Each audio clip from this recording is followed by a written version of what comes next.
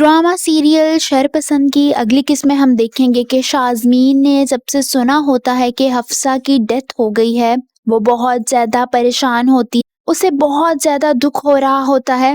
वो अपने साबका मंगेतर और खालाजाद यानी तारिक को हफ्सा वाली सारी बात बताती है, क्योंकि कहीं ना कहीं हफ्सा की कहानी शाज़मीन की अपनी कहानी से भी मिलती है। वो तारिक से कहती है कि एक लड़की थी जिसका नाम हफ्सा था, 2 घर छोड़कर वो रहती थी। यही कोई 21-22 साल की लड़की थी जिस पर तोहमत लगाई गई, जिसने खुदकुशी कर ली।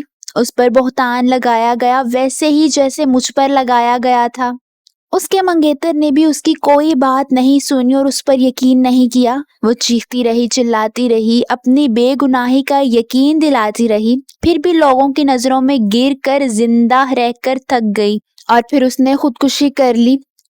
शाज़मीन तारिक को कहती है कि क्यों करते हैं आप लोग ऐसा, किसी को सफाई देने का भी कोई मौका नहीं देते।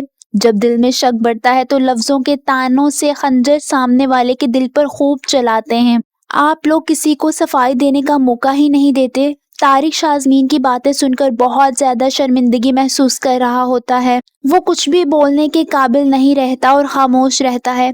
वहीं सनम फिदा से कहती है कि मुझे हफ्सा की डेथ का लिंक भी उसी घर से लग रहा है, जिस पर फिदा कहता है कि फरासत अंकल के घर से। सनम हाँ में सर हिला देती है और फिदा भी खामोश हो जाता है। दूसरी तरफ हफ्सा पर इल्जाम तराशी करके अब उसका मंगेतर उसके मर जाने का सोग मना रहा होता है और बहुत ज्यादा उदास होता है, जिस पर उसकी माँ उसे समझाते हुए कहती है कि मरने वालों के साथ मरा तो नहीं जा सकता।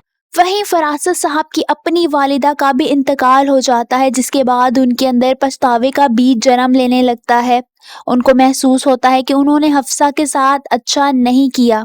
अंदर ही अंदर अब ये बात उनको बहुत ज्यादा बेचैन करने लगी है। आप सबको क्या लगता है, क्या फरासत जैसा इंसान माफी के काबिल हो सकता है?